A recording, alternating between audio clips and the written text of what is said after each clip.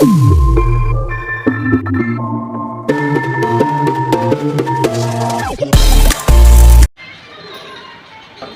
आपदा प्रबंधन प्राधिकरण के इस एपिसोड पर अपने जनपद के YouTube चैनल DDMA पर आप सभी का हार्दिक स्वागत है। आप सभी को छठ पूजा पर्व की हार्दिक शुभकामनाएं। छठ पूजा सूर्य के प्रकाश, प्रकृति, जल, वायु और उनकी बहन छठी मैया को समर्पित पर्व है, ताकि उन्हें पृथ्वी पर जीवन के देवताओं को बहाल किया जा सके। इसलिए इस पर्व की पूजा होती है। आप सभी को इसकी कोटिशः बधाइयाँ हैं। छठी मैया मिथिला में रनवे माए इस नाम से जानी जाती हैं। इसके अलग अलग स्टेट में अलग अलग नाम भी हैं।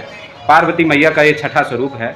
भगवान सूर्य की बहन के स्वरूप में इन्हें माना जाता है, इसीलिए इस त्यौहार का नाम छठी मैया त्यौहार है। पर्यावरण विदों के अनुरूप यह दावा है कि छठ पूजा पर्यावरण के अनुकूल पर्व है, सूर्य की उपासना का पर्व है।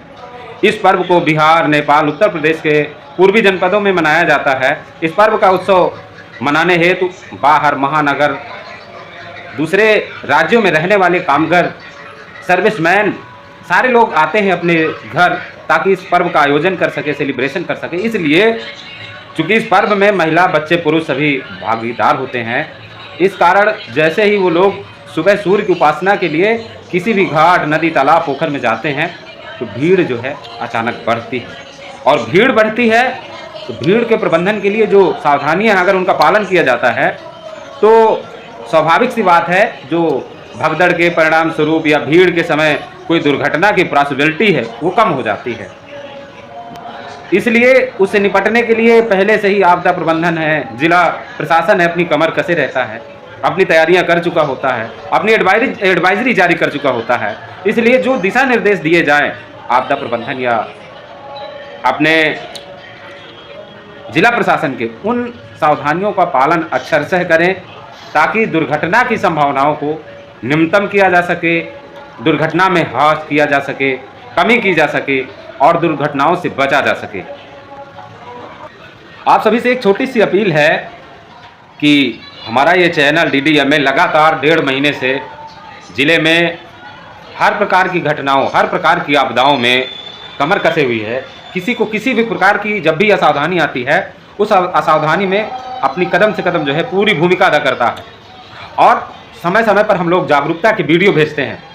आप कृपया जो DDMA चैनल है इसको सब्सक्राइब करिए, बेल आइकन प्रेस करिए, ताकि हमारे जो अगली वीडियो हैं आपको समय सहित मिल सके। प्रमुख सावधानियां हैं, जैसे अपने आसपास के माहौल का आकलन करें, निकासों का निरीक्षण करें। जिस भी स्थल में आप एकत्र हो रहे हैं, निकास पहले भली भांति देख लें कि उसका निकास कहाँ से है। भगदड़ के समय संयम से पेश आए, जल्दबाजी न दिखाएं, घबराएं नहीं। आपात स्थिति में तुरंत नियंत्रण कक्ष में संपर्क करें, ना ही अफवाह फैलाएं और ना ही अफवाहों पर विशेष ध्यान दें। जिला प्रशासन या आपदा प्रबंधन की जो भी एडवाइजरी दी हुई है, चेतावनी दी है, उनका अक्षरशः पालन करें। अपने बहुमूल्य सामानों की रक्षा करें। अगर ये कुछ सावधानियां आप अपनाते हैं तो निश्चित तौर से भगदड़ में काफ़ी हद तक मदद मिलती है। अब छठ पूजा में स्वाभाविक सी बात है, भीड़ भाड़ होती है। इसके बचाव के जो प्रमुख कारण है, भीड़ भाड़ में सबसे पहली कड़ी है भगदड़ मचना। भगदड़ अगर देखा जाए, भगदड़ क्यों मचती है, इसके 4-5 बिंदु हैं। गलत संदेश या अफवाह के कारण कई बार भगदड़ मच जाती है।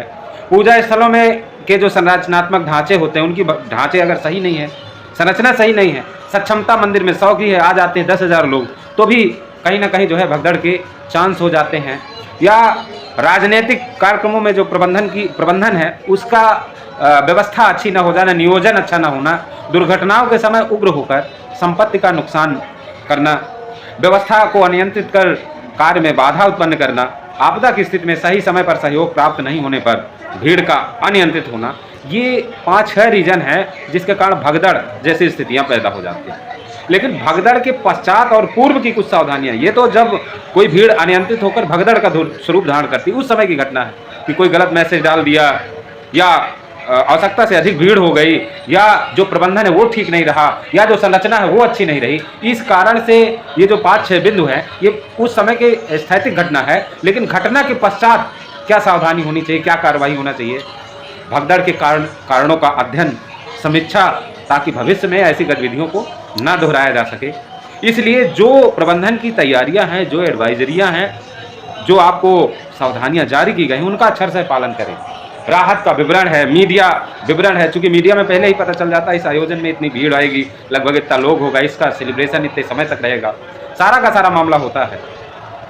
भगदड़ के पूर्व भी अपनी आपदा प्रबंधन टीम या जिला प्रशासन पहले से उनके मानक जगह चिन्ह का चिन्हांकन करता है, जहाँ भी घाट होते हैं, जहाँ पर सूर्य की उपासना संभव होती है, जहाँ पर लोग एकत्र होते हैं, उन जगहों का पहले से चिन्हांकन होता है और उनके साथ साथ जो है चिन्हांकन के बाद उसकी संपूर्ण तैयारी होती है। घाट है, उसमें रस्सी वगैरह बंधा जाएगा कि उससे आगे लोग नहाने के लिए न उतरे। भीड़ है, भीड़ को कंट्रोल में करने के लिए जगह जगह पंडाल बने होते हैं और उनमें जो भी दिशा निर्देश है उस निर्देश का हम अक्षर से पालन करें। लोगों की पहचान, भीड़ नियंत्रण योजना, पूर्व आयोजनों की जानकारी, भीड़ वाले स्थानों से खतरों की पहचान, जैसे किसी घाट में ऊंचा या नीचा स्थान है अचानक कि जहां पर लुढ़कने की संभावना हो, तो ऐसी एडवाइजरियां या ऐसे स्थानों को सपाट करना या उससे बचने के लिए कोई प्रतिबिंब लगा देना, कोई चेतावनी लगा देना कि इस बैनर के आगे न जाएं आप। भवन, रेलवे, ब्रिज आदि का मूल्यांकन करना कि कहाँ कितने लोग आ सकते हैं। और इसके पहले जो हमारी टीमें होती हैं वो अपना अग्निशमक यंत्र है उनको जो है पूरी रेडी रखती हैं, संचार सुविधाएं हैं, मीडिया है, नज़दीकी यातायात के संसाधन हैं, एम्बुलेंस हैं, स्वास्थ्य सेवाएं हैं, सारा का सारा मसौदा बिल्कुल क्लियर रहता है। हम चाहते हैं आप इन सावधानियों का पालन करें और पर्व के सेलिब्रेशन को अत्यंत उत्सव के साथ मनाएं। छठ पर्व की हार्दिक शुभकामनाएं प्रेषित करते हुए मैं जिला आपदा प्रबंधन बांदा से आप सभी को छठ पर्व